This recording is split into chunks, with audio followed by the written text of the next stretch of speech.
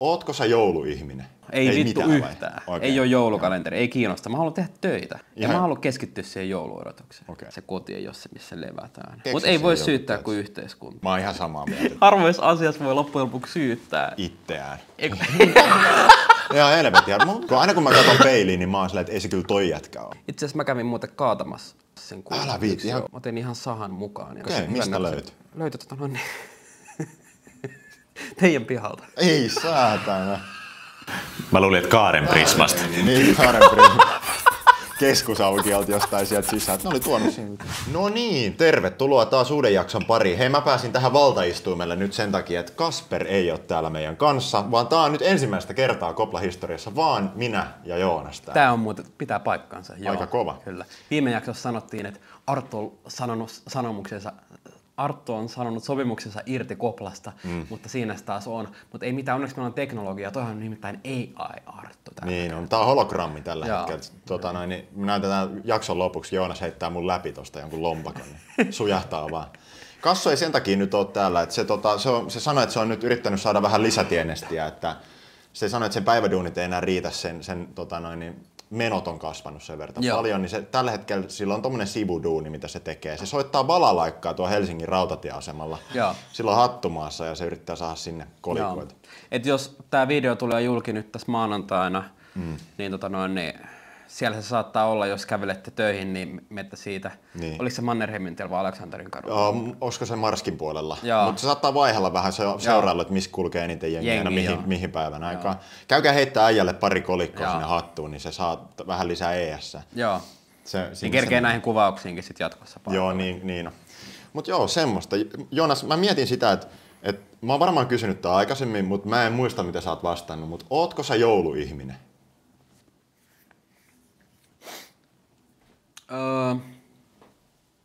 Meinaat sä niinku jouluhörhötysten vai joulutunnelman?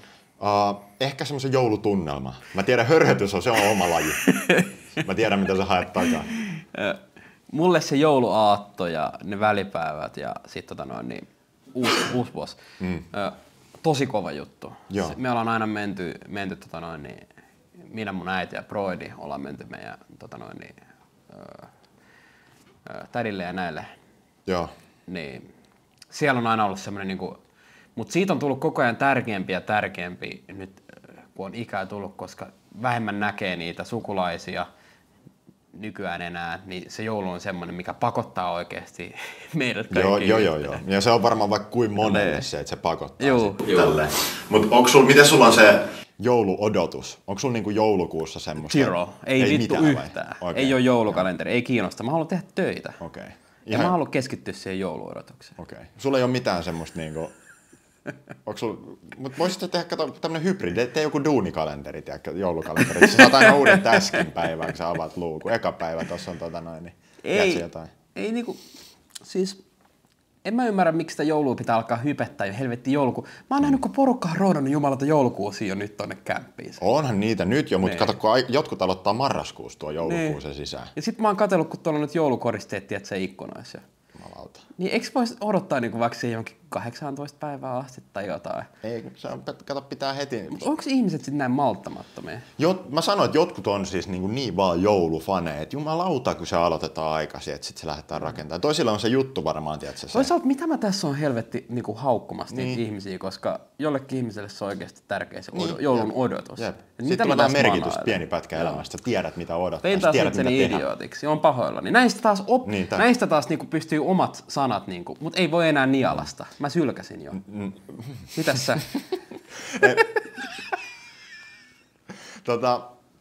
Mulla on vähän sama, että se on tosi tärkeää, niin kuin säkin sanoit, että se on aina vaan tärkeämpi se joulun aika. Se on se juttu. Mutta sit yksin mä oon tosi huono sen jouluodotuksen kanssa, tiedätkö? Sillain, että en mäkään osaa luoda sitä joulutunnelmaa, että heti joulukuun alusta lähdetään tiedätkö, rakentaa semmoista, että se aletaan sisustusta vaihtaa kämpässä, että ruvetaan laittaa enemmän punaista. esille ja koristeet. Ja... Niin, että sä oot yksin sitten, sulla on kanssa tää vähän sama moodi. Niin, vähän sama. Mutta sitten jos sulla on siinä joku niin. vieressä tai joku lähellä, niin sitten se saattaa se tunnelma, niinku, tiedät, se niinku tarttua ikään kuin suhun. Just näin. Joo, se on just okay. näin. Itse asiassa mulla ei kokemus tosta, niin se voi olla, että tiedät, sen takia mulla on kanssa tommoinen mielipide. Joo, kato, mä väitän, että sul kanssa saisit marraskuussa laittamassa niitä neonsinisiä jouluvaloja sinne parvekkeelle, jos sulla olisi se toinen, joka sanoo, että joo, tiedätkö mitä Joonas, marraskuun loppu se tarkoittaa jouluvaloja. Joo. Niin kyllä se lähtisi siitä. Mä oon nykyään kyllä aina joulukuusen koristellut. Siis osittain. Oikeasti? En Omaa kämppää? Ei mä, mutsille. Vittu mä jo mietin. Ei mulla ole ainuttakaan vihreitä ruusua. Niin mä mietin, että siellä koko kaupungin osassa ei ole ainuttakaan vihreät asia, missä asut. Se on ihan betoni solid. Niin, mutsille mä oon, mutta sitten tiedätkö, kun siitä tulee aina semmoinen, että onpa iso poika. Kun mutsille, niin että voit sä laittaa ton tähden. Tiedätkö, kun mä yletyn sinne, niin siitä tulee aina sellainen tärkeä olo. Onko se vähän niin kuin sellainen, että vähän niin kuin sä oot the man in the house? Joo, mä laitan tämän. Joo, se on vähän niin kuin se hillopurkin avaaminen. Että sen tekee ihan mielellään. Totta kai, se on just näin. Ja sitten saatan tiedä, että pyöräyttää pari sitä paperia ympäri tälleen sitä kuusta. Niin. Se saattaa mennä kanssa. Onko tarkkaa, onko mutsi tarkka siitä, minkälainen se kuusi pitää olla vai sä saat ihan soveltaa ja katsoa? Ei ole niin tarkka. No niin. Itse asiassa mä kävin muuten hakemassa sen kuusen. Älä viiti, ihan kunnon. Joo. No niin.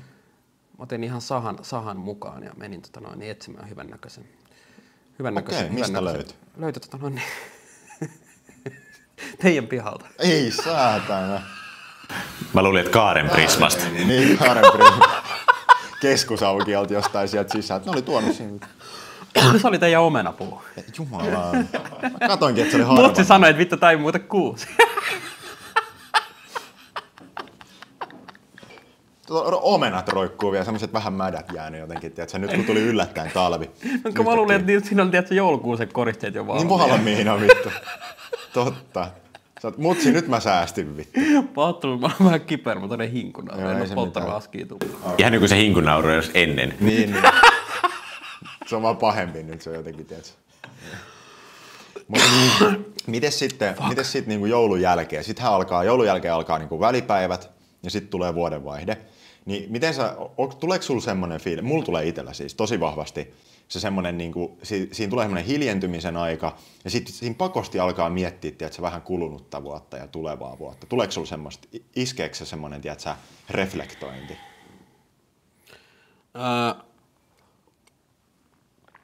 Kuluva vuosi mä käyn katsoa tavoitteet läpi, että miten on mennyt. Joo. Ja asetan ensi vuoden tavoitteet, mutta se on kyllä alkuvuodesta ehkä vasta puolella. Okei, että siinä välipäiviä ennen sitä uutta vuotta, niin onko se duunia sitten taas vaan? Joo. Mutta silloin on ihan niinku, muutenkin työihmisillä on niinku työpäivä. Niin on. Mutta ei tule edes semmoista henkistä sellaista, että se vähän rupeaa tunteelliseksi ja miettii, että vitsi, taas sitä on vaan vuosi vierähtänyt, vastahan sitä oltiin taas tässä ja mitähän mä vittu, silloinkin... Mä mietin siellä... Niin. Mä mietin... Sä vieläkin yrität nieleskellä niitä sanoja siitä jaksoalusta, mutta se ei onnistu. Ne on tossa Aatamiomenan kohdalla, niin ne ei vaan mene alas. Silloin kun mä oon siellä reissussa, vaikka Sekes Fehervarissa tai vastaavassa siellä Joo, oli muuten Kuuban johtaja Chekevar. Yleensä noissa reissuissa, kun jossain toisessa maassa, niin mä teen ton joulupohdinnan. Tiedätkö ton, että miten se on vuosi. Mutta siis hetkonen, niinku reissus, siis jouluaikana reissussa vai ihan milloin vaan? Ei, ihan vaikka kesällä. Mitä helvettiä, yhtäkkiä? Niin silloin mä mietin, että miten on vuosi mennyt. Et mä en mieti sitä niinku, tiedätkö, absoluuttista niinku, vuoden vaihdeaikaa, vaan mulle saattaa tapahtua kesken kesää se, että miten se on nyt viime vuosi mennyt. Mikä se laukaisee? Mistä se sitten tulee? Tunnelma ja se hiljaisuus ja rauha. Minkälainen hetki? No esimerkiksi vaikka Budapestissa, kun oot siellä vuoren huipulla. Ihan hiljaa istuskelet ja kattelet, kun valot syttyy ja veneet menee siinä ympäri Tonavan jokea. Niin sä saatat siinä pohdiskella, että oho, no tähän asti on nyt päästy. Mihinkään asti tästä nyt seuraavaksi pääsee. Niin mihin tästä on suunta? Joo. Se on jotenkin aina semmoinen. Mutta mä veikkaan, että sen takia ei tuu tämän kun kaikki muut ajat tekee niin töitä tai omia projekteja, koska on se suorittamismoodi. Niin, ei osaa pysähtyä samalla. Se vuoren huipulla. Joo, se tulee siellä vuoren huipulla. Mä en tiedä mikä mulla on, mutta mulla iskee kyllä vahvasti. No, mä tiedän, että mä en ole mitenkään ainutlaatuinen. Joo, mutta se iskee, tiedätkö, niin kuin just ennen vuodenvaihdetta, niin aina tulee, ihan kuin vähän niin kuin oma sisäinen kello. Silmään? Ei ehkä ihan sinne, tämä riippuu, en mä tiedä. Mutta niin, ihan kuin sisäinen kello aina silleen, niin kuin naps, se on nyt muuten vuodenvaihde alkaa lähestyä ja sitten tiedät, se iskee ja sit rupeaa aina miettimään, damn, vuosi taas mennyt. Ai että. Jotenkin iskee, tiedätkö. Vuoren huipulla, kun mä oon itse ollut. En ole koskaan Budapestissa. On vaan tippunut käärmeitä niskaan. Niin. Niin, saatana. Väistellyt niitä luonnonvoimia vastaan taistelua. Siellä ei ole, siellä mä oon siinä hetkessä, tiedätkö. Mulla on taas sillä lailla, Okei. Mä oon jotenkin niin läsnä siinä. Eli toisin sanoen, mulla ei ole koti se paikka, missä mä saan rauhoittua. Voisiko tässä antaa tämmöisen oireyhtymän? Vois hyvinkin, joo. Sehän me ollaan tiedetty kyllä jo, vittu sä kuvailit mulle tuossa äsken sun viime viikon rytmiä, niin ei tarvi olla kovinkaan taitava psykologi, että sen pystyy hoksaamaan. Mutta. Joo, ei koti ole ollut ikinä mulle levon paikka. Okay. Se on ollut aina mulle semmoinen työ ja toimi. Enemmänkin sitten on lomailtu, kun ollaan päästy kotolta ulos. Ehkä se on siinä mielessä vähän, se voi olla pitkällä tähtäimellä niin aika riskialtinen oman hyvinvoinnin kannalta. Että se koti ei ole se, missä levätään. Mutta ei voi syyttää kuin yhteiskuntaa. Joo, mä oon ihan samaa mieltä. Mä en muutenkaan syytä ikinä. Harvoissa asiassa voi loppujen lopuksi syyttää itseään. Joo, helvetin. Vittu, mä oon aina miettinyt mutta nyt kun sä sanot se äänen, niin tossa on niin vitusti järkeä. Aina kun mä katson peiliin, niin mä oon silleen, että ei se kyllä toi jätkä ole. Anna mä perustelen. Joo, anna mennä. Kun tuli korona ja meillä on nyt kaikki hirveät korona restrictions, kaikki oli kotona. Se on ihan fine, me tehtiin niin kuin muutkin valtiot teki. Vitsi, mua muuten pelottaa puhua tämmöisiä asioita. Herran jumala, kamerat päällä. Tämä on muuten ihan eri juttu, tämän kuultaa joku muukin. Niin no. Kaikki valtiot menikin ja me toimittiin samoin. Me toimittiin eri lailla kuin ruotsalaiset, se on hyvä juttu. Harmi, että me tehtiin vähän huonompi valinta kuin ne. Mutta niin anyway, me laitettiin kaikki ovet kiinni ja koronasulku ja kaikki. Mutta sitten kun korona, tai on loppu, mulla oli viime viikolla korona, mutta niin sillä ei ollut loppu sen mediassa. Niin se saatana mylläkkä loppu, niin me ei itse asiassa avattu ikinä niitä ovia. Meinakko? Musta tuntuu vähän silleen, että se vähän jäi päälle. Ei kyllä ollutkaan, tiedätkö? Nyt mä tiedän, mitä sä haet takaa, koska olisi vähän niin kuin, kun nehän meni säppiin niin kuin näin. Ja sit se oli niin kuin ihan, vähän niin kuin olisi ollut semmoinen tietty päivä, niin kuin, että yhdessä sovittiin, että nyt meni vittu sit ovet. Mutta ei ole yhdessä sovittu, että nyt aukeaa. Niin just se, koska ei ole, tiedätkö, mä olisin kaivannut sen, että tiedätkö, Uusimaa olisi avattu isot juhlat, tiedätkö, kaikki heittelee vittu saatana lippiksi niin kuin taivaaseen. Just näin, ja sitten missä toi jossain Jan Vapaavuori saksilla leikkaa Uudenmaan avoimeksi. Juu, Tampereen motorilla semmoinen punainen lanka ja nyt on ovet auki. Tommonen show-meininki, että tiedätkö, karnevaalit. Just näin. Silleen, että heitä näytä tissit, saat helminauhan. Niin. Joo. Jan Vapaavuorella. Niin siis totta. Ei ole muuten ollut. Niin. Hyvä pointti. Jatka vaan.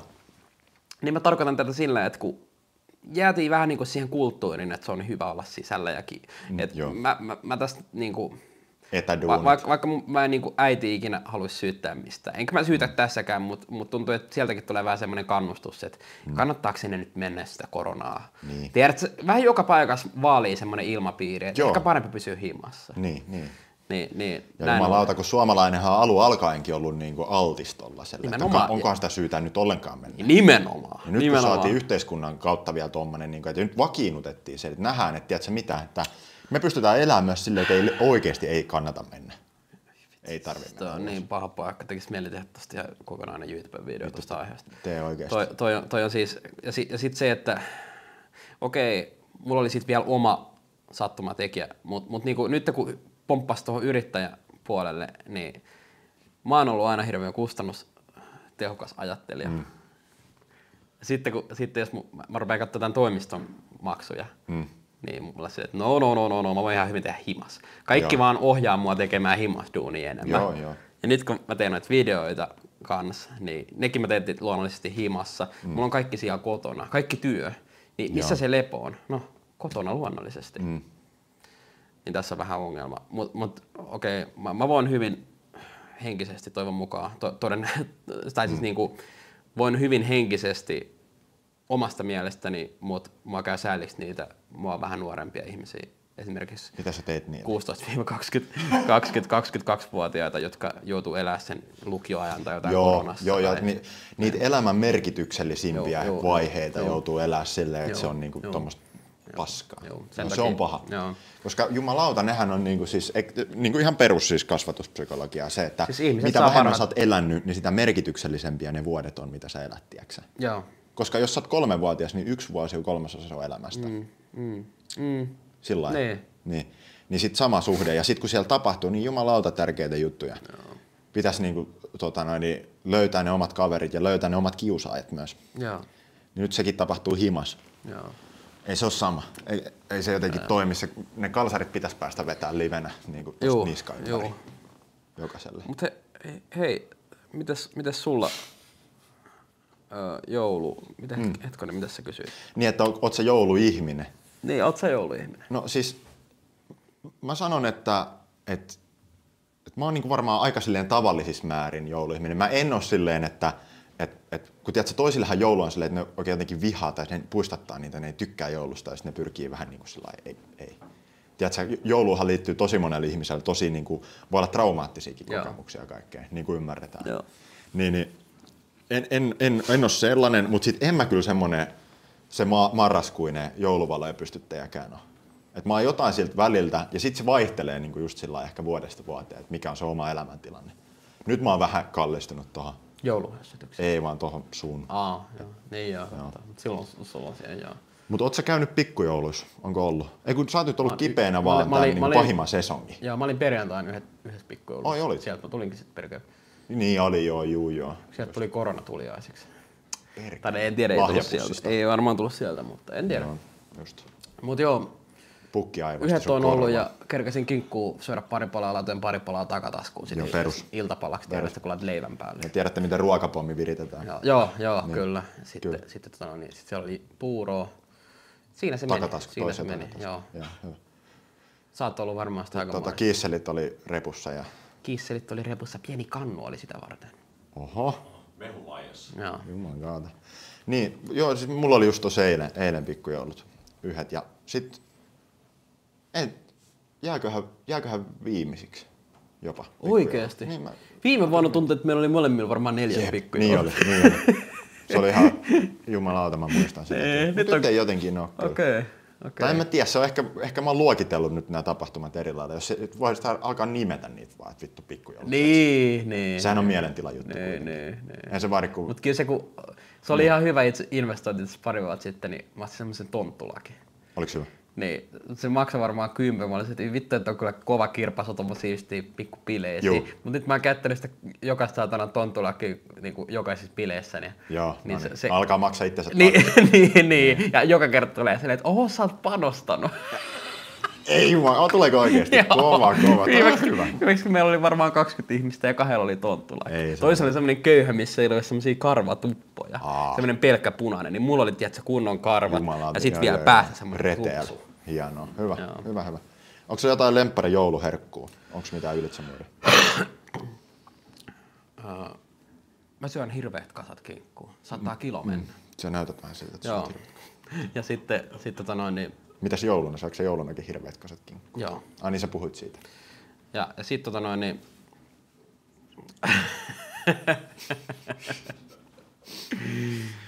Onko kinkku se paras? Perunalaatikkoa oikein kunnon löysää.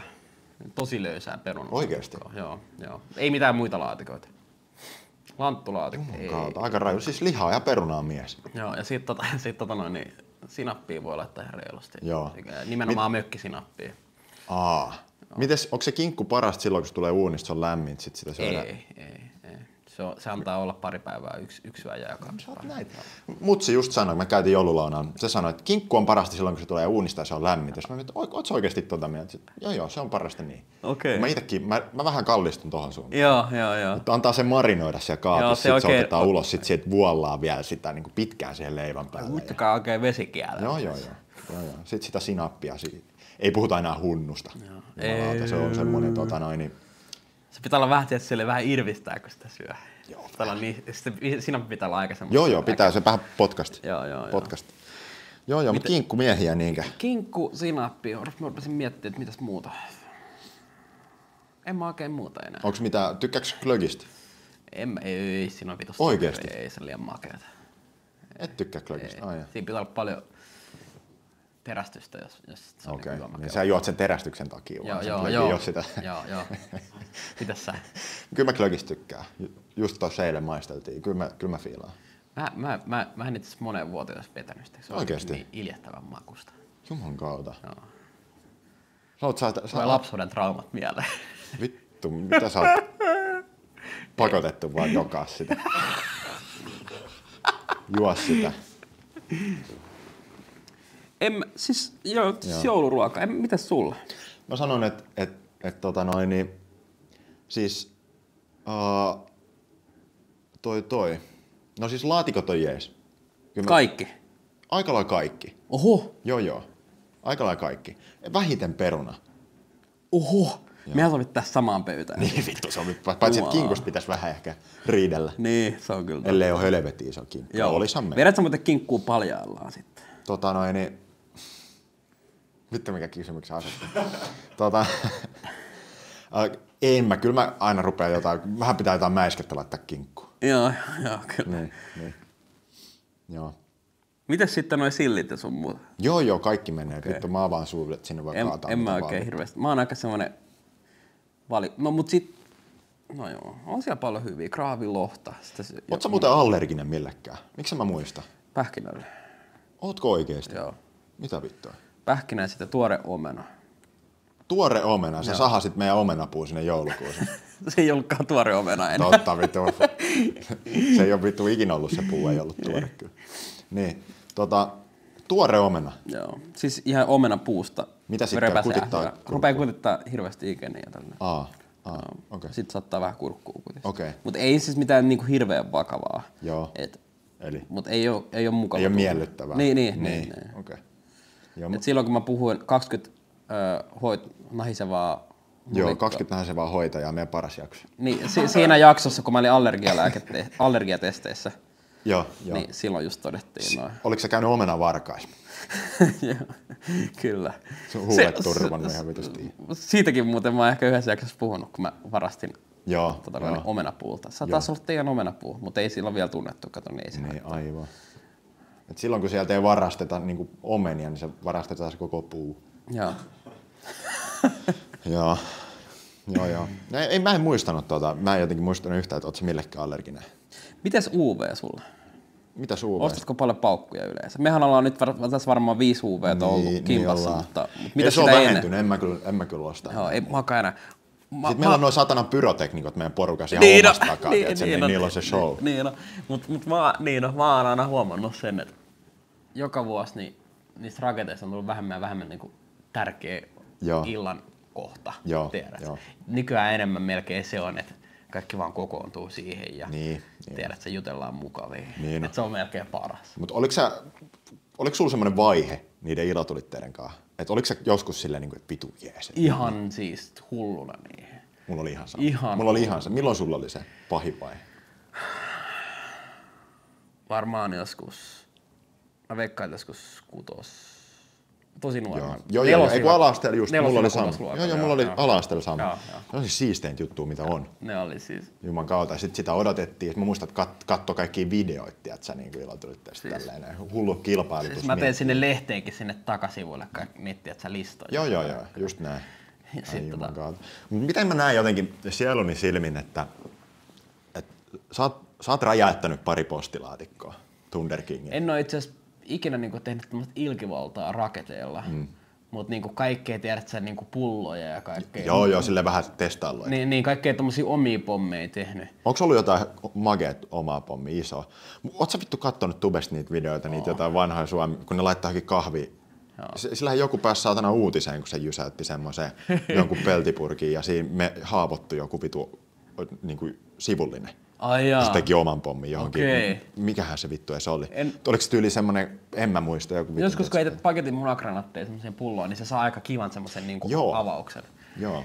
Mut tossa kun asuttiin Nurmijärvellä, tai olen kasvanut siellä, niin joskus mä kävin ihan kesällä tai syksyllä pamottaa ihan kunnon pauku. niinku pellolla. Joo. Kun oli niin hirveät himot päästä. Mä ajattelin, että ilmavaivoja olit sen, mutta piti oikeesti mennä ihan vitu kauas ihmisistä. Niin pellolla kävin.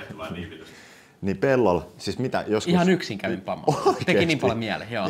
Hirveät himot oli, tiedät, että ampuu yksi palkka. Se oli vielä keskipäivä. Oikeesti, joo, ihan ei vaan näkynyt mitään, hirveä jysäys vaan. Toi ei jäänyt mieleen. Joo, okei. Mä en ikinä yksin räjähtänyt mitään ilotulilla. Okei. Siinä on aina se sosiaalinen puoli ollut mulla. Okei. Toi kuulostaa jotenkin eksoottiselta. Vois koittaa. Ehkä mä ostan nyt jo talteen ja käy jysäyttää. Saas nähdä mitä nyt UV. Nyt mä oon pitkästä aikaa muualla. Joo. Ja himoksella. Aha. Mä en ole ikinä ollut himoksella missään. Niin kuin ylipäänsä? Niin, ylipäänsä missään. Ja mä oon kuullut paljon, että minkälainen on joku himos UV. Sanotaan, että se on varmaan kekkerit, mä veikkaan. Mäkään en ole ikinä ollut siis. Se on varmaan kekkerit. Mutta ei siinä mitään. Meitä se laskee? No mä sanoin, että mä en tuu. Kun ei mun pysy enää saatana edes vittu omat kengät jalassa. Vai pitäisikö ne olla vähän pienemmät töitä? Kuka vittu ei. En mä varmaan. Mä ajattelin mennä hiihtämään. Tai sitten niillä, tiedätkö, kun on ne lumikävelemään. Joo. Mä oon nykyään enemmän tommosten ystävä. Aika kiva. Mä en halua sanoa tätä ääneen, koska porkka rupee taas papottelee. Joo, ei tää mene kuin julkiseksi.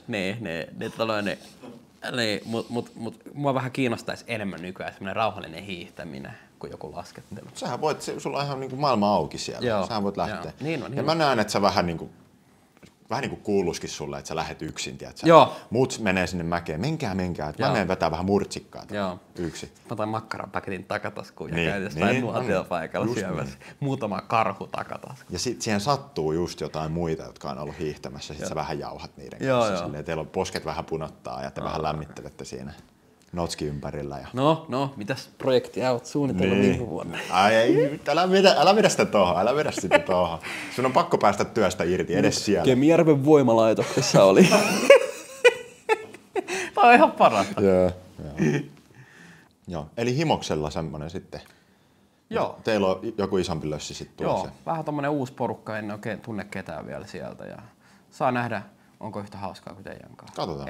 Vähän epäilen, mutta niin pitää kokeilla uusia. Joo, ja sitten voihan siellä olla vaikka mitä, että se löytää, kun menee ja etsii. Niin.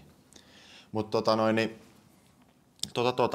katsotaan keksitäänkö mekin Koplan kanssa jotain uudeksi vuodeksi vähän niin kuin tonne tuben puolelle. Tiedätkö? Vitsi, meidän pitää kyllä tubea joku. Niin, jotain vähän pientä. Joku ihan hullu juttu. Niin kato, jotain tuolta väliltä ehkä. niin. Ehkä kannattaa seurata, sanotaan näin, että kannattaa seurata, että mitä tulee, koska mä tiedän, että kyllä UV, niin varsinkin siinä, mä sanoin, että siinä välipäivinä, niin kyllä silloin on hyvää aikaa myös vähän pikkasen käydä somessa. Sitten kato, kun siinä on joulu kuitenkin, ollaan oltu niin kuin intensiivisesti siinä niin kuin perheen kanssa. Joo. Sitten sä voit ottaa vähän omaa aikaa ja käy katsoa meidän kanavat vähän. Joo, pitää olla. Ennen kuin on sit isot kekkerit ja vuosi vaihtuu. Ja sitten on se paraati, mikä me järjestetään tuolla. Kyllä. Tampereen motorin. Joo. Jos me ruvetaan Tammelan torilla.